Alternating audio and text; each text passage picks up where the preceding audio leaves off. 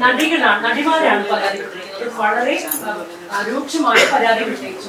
എന്നിട്ട് ഇപ്പോൾ ജനസേവനം തുടങ്ങിയപ്പോൾ തന്നെ പറഞ്ഞു അത്തരത്തിലൊരു പ്രവണതയൊന്നും അമ്മയ്ക്കുള്ളിൽ ഇല്ല എന്നുള്ളതാണ് ഒരു വിശ്വാസമുള്ളത്. എങ്ങനെയാണ് സിനിമ ഇൻഡസ്ട്രിയിലാണ് ഇത്തരത്തിലുള്ള മോശം പ്രവണതകളൊന്നുമില്ലേ? കാസ്റ്റിംഗ് ഡോക്സ് ഉൾപ്പെടെയുള്ള പ്രവണതകളൊന്നും സിനിമ ഇൻഡസ്ട്രിയിലില്ലേ മലയാളത്തിൽ?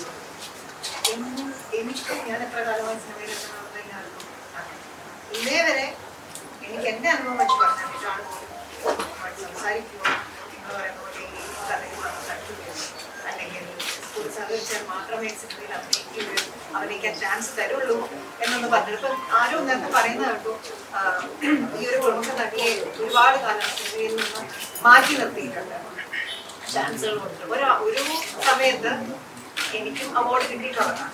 അങ്ങനെയാണെങ്കിൽ ഇപ്പൊ ഞാൻ അഭിനയിക്കുന്നില്ല. അത് ആളുകള് ചോദിച്ചായിരുന്നു അങ്ങനെയല്ലേ? ഇത് പാർവതി വളരെ കത്തി നിൽക്കുന്ന സമയത്ത് പെട്ടെന്ന് അപ്രത്യക്ഷയാണ്, വളരെ ആക്റ്റീവാണ്. അത് നമ്മളൊരു ഡയറക്ടറുടെയോ അല്ലെങ്കിൽ അത് ഞാൻ അങ്ങനത്തെ കാര്യങ്ങളൊക്കെ ഒരു ഡയറക്ടറുടെയോ അല്ലെങ്കിൽ ഒരു റൈറ്ററുടെയോ ക്രിയേറ്റിവിറ്റിയെ നമുക്ക് ചോദിക്കാം.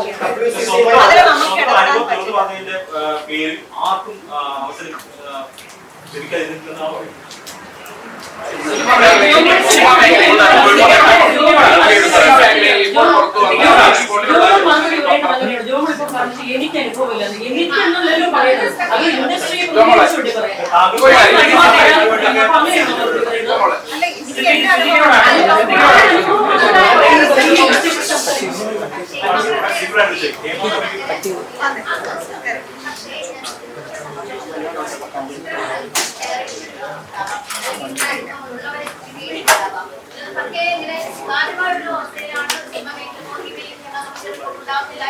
അതല്ലേ ശരിക്കും പറഞ്ഞത് അങ്ങനെയാണ് നമ്മൾ അറിഞ്ഞിട്ടുണ്ടെങ്കിൽ തീർച്ചയായിട്ടും നമ്മൾ അവരുടെ കൂടെ തന്നെ ആയിരിക്കും.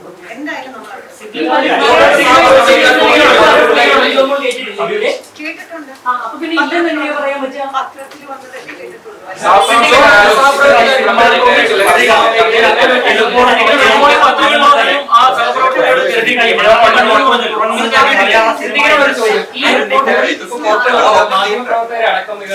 കഴിഞ്ഞ 5 വർഷമായിട്ട് സർക്കാരിന്റെ കയ്യിലായിരുന്നു. അതൊന്ന് കാണാൻ ആഗ്രഹിച്ചിട്ടുണ്ടായിരുന്നു. ഈ റിപ്പോർട്ട് ഒന്ന് പുറത്തുവിടാൻ ആഗ്രഹിച്ചിട്ടുണ്ടായിരുന്നു. അമ്മയുടെ ഭാഗത്തുനിന്ന് ഒരു RTI-എങ്കിലും ഫയൽ ചെയ്തിട്ടുണ്ടായിരുന്നു. റിപ്പോർട്ട് പുറത്തു വരണമെന്നൊരു ആവശ്യമോ റിപ്പോർട്ട് പുറത്തു വരരുതെന്ന് സൂചനകൾ പറയുന്നുണ്ട്. ഞങ്ങൾ അങ്ങനെ രണ്ടും ആവശ്യപ്പെട്ടില്ല. റിപ്പോർട്ട് ഞങ്ങൾക്ക് വായിക്കണമെന്ന് പറഞ്ഞിട്ടില്ല, റിപ്പോർട്ട് പുറത്തു വിടരുതെന്നും പറഞ്ഞിട്ടില്ല. റിപ്പോർട്ട് വന്ന സമയത്താണ് അത് വായിച്ചിട്ട് പല കാര്യങ്ങളും മനസ്സിലാക്കാൻ സാധിച്ചതിനെ കുറിച്ചാണ് നമ്മൾ. പക്ഷേ ഇത്രയും നാളായിട്ട് അമ്മ എന്ന സംഘടന, നാലുകളുടെ സംഘടന ഈ നാട്ടിൽ പ്രവർത്തിക്കുന്നുണ്ട്. പിന്നെ ആ സംഘടന എന്താണ്?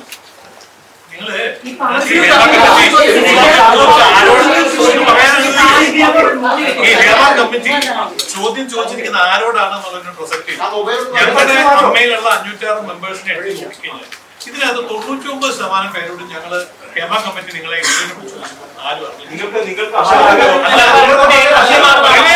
നിങ്ങൾ ഖണ്ഡിക്കാൻ വേണ്ടി ചോദിച്ചാൽ ഉത്തരം ഉണ്ടാവും.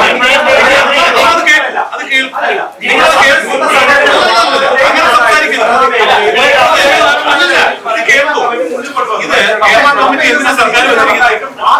അല്ലോ, നിങ്ങൾ കേൾക്കൂ. ഹേമ കമ്മിറ്റി എന്തിനാ സർക്കാർ വെച്ചിരിക്കുന്നത്? അല്ല, സിനിമയിൽ വരുത്തേണ്ട ഒരു നയം കൊണ്ടുവരുന്നതിന് സിനിമയെ പഠിക്കാൻ വേണ്ടിയാണ് ഹേമ കമ്മിറ്റി വെച്ചിരിക്കുന്നത്. അവരെ വിളിക്കുന്നത്